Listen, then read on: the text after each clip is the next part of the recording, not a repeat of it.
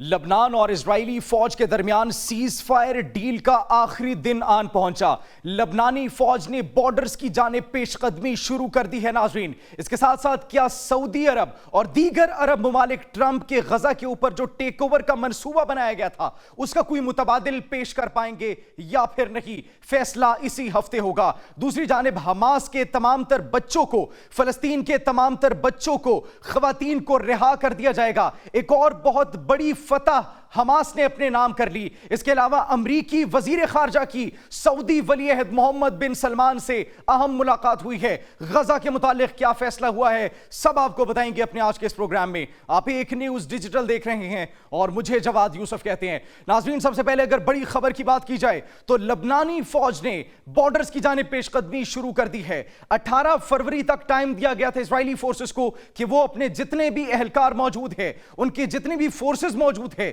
ان کا انخلا کر دے لبنان سے، کیونکہ ان کے پاس اب لبنان کے اندر رہنے کی کوئی وجہ نہیں بچی۔ جو سیز فائر ڈیل تھی، جو دھمکی دی گئی تھی لبنان کی جانب سے کہ اگر 18 فروری کو انہوں نے اپنے فوجیوں کا انخلا نہ کروایا تو نتائج کے ذمہ دار اسرائیلی فورسز خود ہوں گی، نتائج کی ذمہ دار اسرائیلی حکومت خود ہوگی۔ وہ وقت آ پہنچا ہے اور لبنانی فوج نے پیش قدمی شروع کر دی ہے مختلف بارڈرز کی جانب سے۔ صدرن لبنان میں جہاں پر اسرائیلی فورسز موجود تھی، انہوں نے وہاں سے نکلنا شروع کر دیا ہے اور صرف 5 مقامات ایسے ہیں، یہ لبنان کے سیکیورٹی آفیشلز کی جانب سے بیان سامنے آئے ہیں۔ انہوں نے یہ بیان جاری کیا ہے جس میں کہتے ہیں کہ 5 ایسے مقامات ہیں جہاں پر ابھی بھی پیش رفت دیکھی گئی ہے، جہاں پر ابھی بھی اسرائیلی فورسز دیکھی گئی ہیں، جہاں ابھی بھی ان کے ٹینکس اور ان کی آرمی دیکھی گئی ہے۔ صرف 5 ایسے مقامات ہیں جہاں پر اسرائیلی فورسز موجود ہیں۔ ان کے علاوہ جتنے بھی دیگر مقامات تھے جہاں پر انہوں نے اپنا بسیرا کیا ہوا تھا، جہاں پر انہوں نے اپنے اڈے بنائے ہوئے تھے، جہاں سے وہ لبنان کی سرزمین پر حملے کر رہے تھے،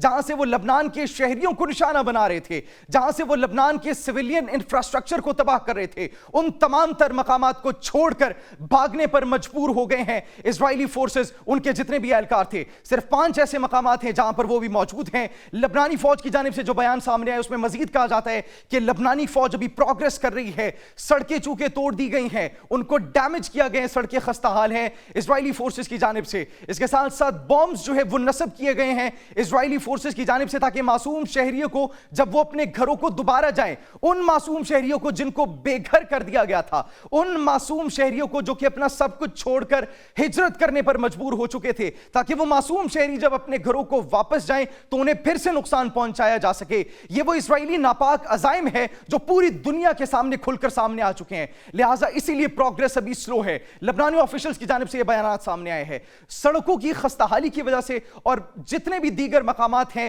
جہاں سے شہری اپنے گھروں کو واپس جا سکتے ہیں، ان مقامات پر بومز کے نصب ہونے کی وجہ سے ابھی پروگریس سلو ہے، لیکن بہت جلد وہ تمام شہری، وہ تمام تر بے گھر افراد اپنے گھروں کو واپس لوٹ جائیں گے، یہ کہنا ہے لبنانی آفیشلز کی جانب سے۔ دوسری جانب اگر اسرائیل کے آفیشلز کے بیان کی طرف دیکھا جائے تو انہوں نے کہا کہ ہم نے صرف 5 مقامات پر اپنے کچھ اہلکار، اپنے کچھ فوجی، اپنی فورسز چھوڑی ہیں تاکہ ہم اپنے شہریوں کی حفاظت کو یقینی بنا سکے، تاکہ امن کی صورتحال قائم رہ سکے۔ مبصرین کے اس حوالے سے ناظرین یہ کہنا ہے کہ سیز فائر ڈیل کا آخری دن اس وقت آ پہنچا ہے، وہ ڈیل جس میں کہا گیا تھا کہ جتنے بھی اسرائیلی فورسز ہیں، جتنے بھی ان کے سولجرز اہلکار موجود ہیں، ان کو no matter what Israeli forces جتنے بھی لبنان کے بارڈرز پر موجود ہیں وہاں سے نکلنا پڑے گا، لیکن یہ 5 مقامات پر وہ جو نہیں نکل رہے اپنے شہریوں کی حفاظت کو یقینی بنانے کے لیے، یہ سیز فائر ڈیل کو خطرے میں ڈال سکتے ہیں، یہ صورتحال کو مزید کشیدہ کر سکتے ہیں۔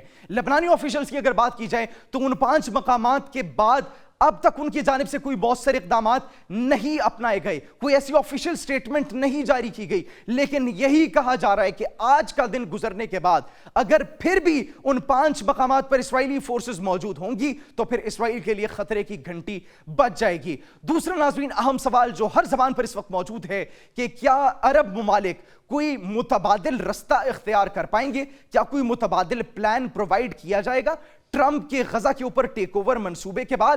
اگر یہ بات کی جائے اس چیز کی تو متحدہ عرب امارات جو سب سے پہلا اگر ملک ہمارے ذہنوں میں آتا ہے اس کے حوالے سے دیکھا جائے تو پچھلے ہفتے ان کے سفیر کی جانب سے ایک بیان سامنے آتا ہے، وہ کہتے ہیں کہ ٹرمپ کے منصوبے کا غزा के ऊपर जो इसका कोई मुतबादिल नहीं, जिसके बाद लोगों के अंदर शकूक व शुबहात पैदा हो जाते हैं और यह सवाल किया जाता है कि क्यों कोई मुतबादिल नहीं? फलस्तीनियों की सरजमीन है, उनका अपना हक है, कैसे आप 20 लाख लोगों को अपने घरों से निकालकर किसी और मुल्क में रहने पर मजबूर कर सकते हैं? यह उनकी अपनी सरजमीन है, यह इस पर सबसे ज्यादा हक उनका है और फलस्तीनी हुक्काम का यह हक है कि वो वहां पर हुकूमत करे और अपने शहरियों के लिए अमन और अमान की सूरत हाल को कायम रखे, वो सूरत हाल जो कि तबाह कर दी गई है इजराइल की जानिब से और अमेरिका की जानिब से। लेकिन नाज़रीन, अगर मुत्तहिदा अरब इमारात के इस बात की बात की जाए, उनके स्टांस की बात की जाए और फिर यह भी देखा जाए कि यह वो मुल्क है जहां पर आईडीएफ के सोल्जर्स, आईडीएफ के एहलकार छुट्टियां मनाने जाते हैं और वह छुट्टियां इसलिए मनाने जाते हैं नाज़रीन क्योंकि उनको किसी भी कानूनी कार्रवाई का डर नहीं होता।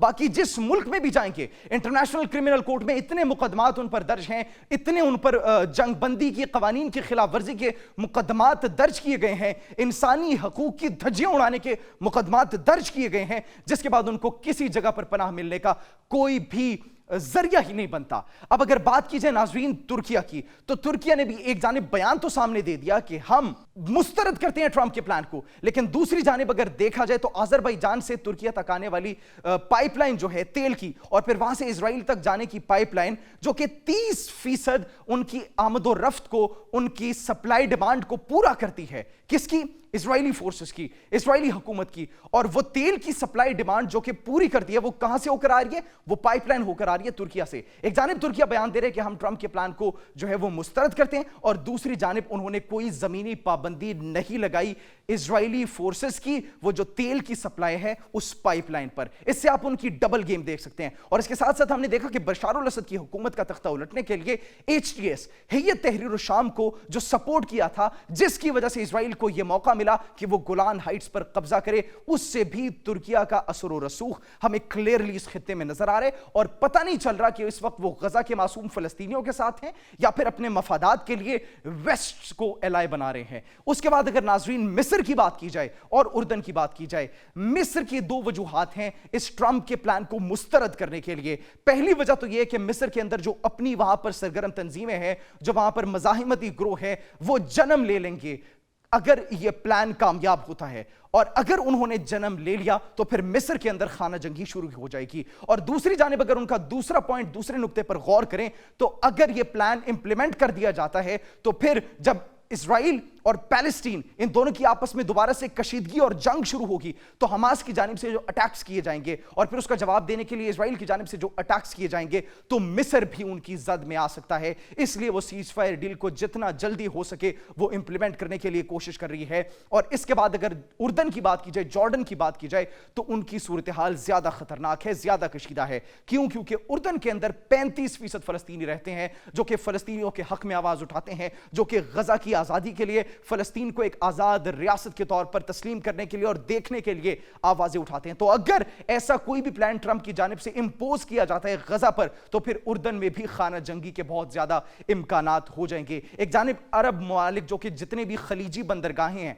वहां से लेकर इजराइल तक जितने भी रस्ते हैं जहां से सप्लाई होती है, डिमांड होती है और वहां से उनकी जो इंफ्रास्ट्रक्चर के लिए, उनके बिजनेसेस के लिए, उनकी ट्रेडिंग के लिए, उनके तिजारती मराकज को एक जो सपोर्ट किया जाता है उन रस्तों पर पाबंदी नहीं आयद कर रही। और दूसरी जानिब यह बयानात सामने दे रही है कि हम ट्रंप के प्लान को रिजेक्ट करते हैं और फिर उन्हीं के सफीर की जानिब से यह बयान सामने आता है कि उसका कोई मुतबादिल नहीं ट्रंप के प्लान का। तो अब देखना यह है कि क्या यह जो मुतबादिल पेश किया जाएगा अरब ममालिक की जानिब से अभी 27 फरवरी को जो इजलास होगा उसको ट्रंप मानेगा भी या फिर नहीं। कोई ऐसे मौसर इकदाम किए जाएंगे गजा में जिससे गजा वाले मासूम फलस्तीनी अपनी सरजमीन पर रह सके और वहीं पर आबाद हो सके, यह एक बहुत बड़ा सवाल है। और अगर इसी प्लान के मुताबिक देखा जाए तो अमेरिका के फॉरेन मिनिस्टर मार्को रूबियो की मुलाकात होती है सऊदी वलीअहद मोहम्मद बिन सलमान से, जिसके मुतालिक बातचीत की जाती है गजा में अमन और अमान की सूरत हाल को कायम रखने के लिए, बरकरार रखने के लिए। और इसके साथ साथ खित्ते के अंदर इस्तेहकाम के ऊपर भी बातचीत की जाती है।